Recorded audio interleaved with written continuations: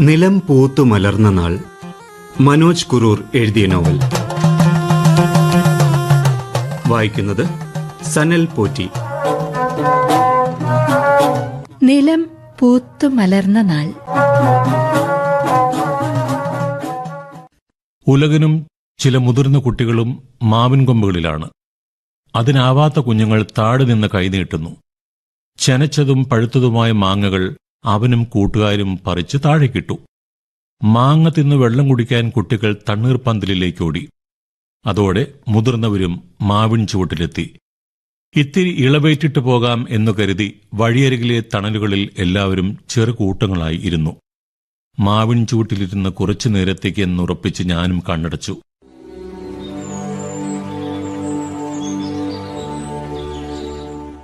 ചെറിയൊരു ആൾക്കൂട്ടത്തിന്റെ ഒച്ച കേട്ടാണ് കണ്ണു തുറന്നത്. പെരുമ്പാണനുമായി ചിലർ എന്തോ പറയുകയാണ്. ഉഴവരിൽ ചിലരാണ്. ഞാൻ അവരുടെ അടുത്തേക്ക് ചെന്നു. ഞങ്ങളുടെ കൂടെയുള്ള മറ്റു ചിലരും ഒപ്പം കൂടി. ഇവരുടെ കോവിലിൽ 7 നാൾ നീണ്ട പണ്ടികയാണ്. ഇന്ന് അവിടെ ആട്ടവും പാട്ടും നടത്താമോ എന്ന് അവർ ആരായുന്നു. കൊലുമ്പൻ എന്തു പറയുന്നു? വന്നവർ കുറച്ച് അകലേക്ക് മാറി നിന്നു. ചന്ദൻ പെട്ടെന്ന് ഞങ്ങളുടെ അടുത്തെത്തി. ഇവരിൽ ഒരാൾ നേരത്തെ പറഞ്ഞത് മറക്കാനുള്ള നേരമായോ? അവന്റെ ഒച്ച കടുത്തു. മുറിവുണ്ടായാൽ ഉണങ്ങാൻ പിളർത്തി മാറ്റുകയല്ല, ചേർത്ത് കെട്ടുകയാണ് വേണ്ടത്. പെരുമ്പാണൻ ഒച്ചയുണർത്താതെ പറഞ്ഞു.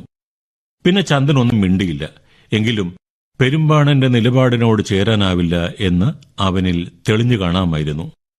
ആട്ടവും പാട്ടും നമ്മുടെ തൊഴിൽ കൂടിയാണ്. ചില ഇടപെടലുകളിൽ ഈർച്ച തോന്നുമെങ്കിലും നമുക്കത് ചെയ്തേ പറ്റൂ. എനിക്ക് പെരുമ്പാണനോട് മറുത്തു പറയാൻ വയ്യ. അപ്പോൾ അവരോട് എന്തു പറയാൻ പോകുന്നു? കൂലി പറഞ്ഞുറപ്പിക്കണം. അതിൽ കുറവ് കാണിക്കേണ്ടതില്ല. ചന്ദൻ മാഞ്ചുവട്ടിലേക്ക് മടങ്ങി. പിന്നാലെ ഞാനും. മാറി നിന്ന ഉഴവരുമായി മെരുക്കത്തോടെ ഇടപെട്ട് പെരുമ്പാണൻ കൂലി തീരുമാനിച്ചിരിക്കണം.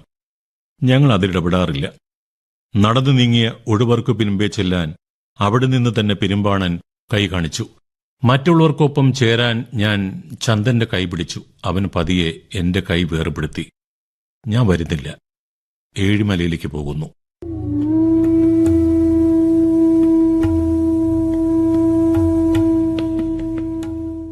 ഏറെ പറഞ്ഞാലും അവന്റെ തീരുമാനത്തിന് മാറ്റമുണ്ടാവില്ല എന്നറിയുമെങ്കിലും ഞാൻ അവനോട് ഒന്നുകൂടി കെഞ്ചി നോക്കി. കൂത്താട്ടത്തിന് നീയില്ലെങ്കിൽ ഞങ്ങൾക്ക് എന്താവാനാണ്? ഞാനില്ലെങ്കിലും എല്ലാം നന്നായി നടക്കും. ഒരാളെ തന്നെ താങ്ങി നിന്നാൽ അത് കൂത്തരുടെ കൂട്ടത്തിന് അഴിവാകും. പിന്നെ ഞാനൊന്നും പറഞ്ഞില്ല. അറച്ചറച്ചെങ്കിലും മറ്റുള്ളവർക്ക് പിമ്പേ നടന്നു. ഞാൻ ചിത്തിരയെ തിരഞ്ഞു. ചീരയോട് എന്തോ പറഞ്ഞു ചിരിച്ചു നടന്ന അവൾ ഏറെ മുന്നിലാണ്. തിരിഞ്ഞു നോക്കാതിരിക്കാനായില്ല.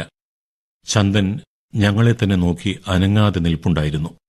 മടലിൽ നിന്നും വഴുകുനാരുകൾ കീറിയെടുക്കുമ്പോഴുള്ള ഒച്ചയിൽ ഒരു കരച്ചിൽ ഉള്ളിൽ നിന്ന് ഉയർന്നത് ഞാൻ അടക്കിവെച്ചു.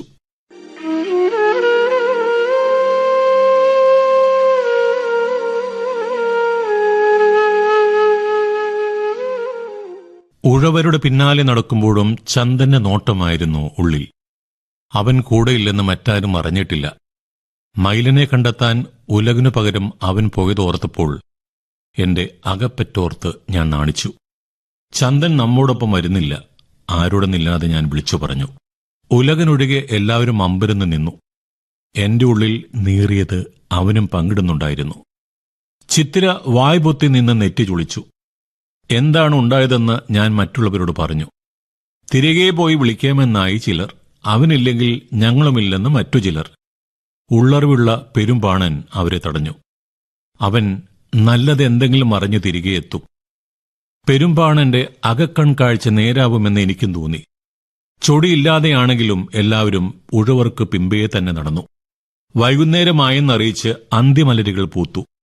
മേയാൻ പോയ നാൽക്കാലികൾ കുടികളിലേക്ക് തിരികെ പോയിക്കൊണ്ടിരുന്നു. വഴിയോരത്തുള്ള ചെറുകുളങ്ങളിലെ നീല നിറമുള്ള നീരിൽ ഇതളുകളേറെയുള്ള നീലത്താമരയും വെള്ളത്താമരയും വിരിഞ്ഞു നിന്നിരുന്നു. ചെനയുള്ള ചെറുമീനുകൾ അവയ്ക്കിടയിലൂടെ നീന്തി നടന്നു. കൂട്ടത്തിൽ വലയിട്ടും ചൂണ്ടയിട്ടും മീൻ പിടിക്കുന്നവർ തങ്ങൾക്കു കിട്ടിയ ഇരകളുമായി വീട്ടിലേക്ക് നടന്നു. ഒഴുകിവന്ന ഇളം കാറ്റ് മേലാകെ കുളിർ കോരിയിട്ടു.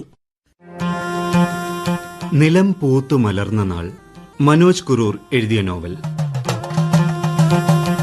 വായിച്ചത് സനൽ പോറ്റി.